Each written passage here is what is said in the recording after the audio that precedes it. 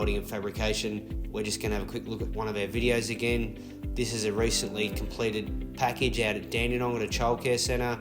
It's a typical DDA handrail system for the younger children in the stairs with the double rail, and that lower rail is at a set height somewhere between 600 and 750 mil.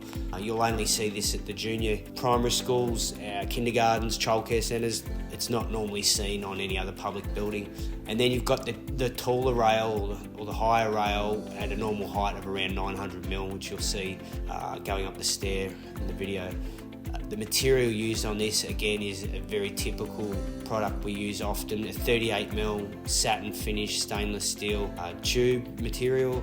The stair handrail was all pre-manufactured in the workshop. There was no site welding. This is a sleeve system, so on site, no welding, no polishing. It's more of an efficient way to do the staircases rather than on-site welding and polishing. The ramp, you'll see also in the video, it's got a bit of on-site welding, but again, 80% of that has been completed in the workshop.